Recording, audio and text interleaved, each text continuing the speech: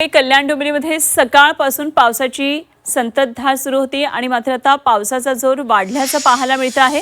कल्याणमध्ये 1 तास मुसळधार पाऊस झाला आणि त्यामुळे सखल भागामध्ये आता पाणी साचायला सुरुवात झाली आहे। कल्याण पश्चिम मधल्या अहिल्याबाई चौकामध्ये रस्त्यावर अशा प्रकारे पाणी साचलेलं आहे आणि याचा आढावा घेतलाय आमचे प्रतिनिधी आतिश भोईर यांनी।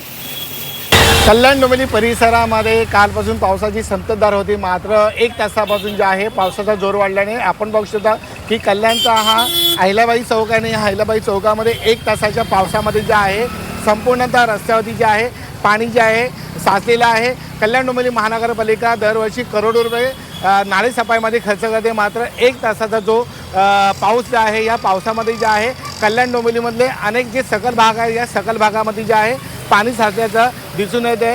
दरवर्षी जे आहे पाणी हे साचतं, मात्र महानगरपालिका जे आहे याकडे कुठेही लक्ष देताना दिसत नाही आहे। 1 तासाच्या पावसामध्ये ही परिस्थिती आहे, तर 2 ते 3 तास जे पाऊस जे संततधार पडला किंवा मुसळधार पडला ती तर कल्याण डोंबिवलीमधले अनेक जे भाग आहेत ते सकल भाग आहेत ते पाणी जे आहे ते साचू शकतो। मात्र कल्याण डोंबिवली महापालिकेचा पोलखोल जे आहे ते समोर आलेलं आहे। 1 तासाच्या पावसामध्ये जे आहे रस्त्यावरती जे आहे पाणी साचल्याचे दृश्य जे आहे ते दिसून येत आहे। कॅमेरामन दिनेश जाधवसह आतिश भोईर, जी मीडिया, कल्याण।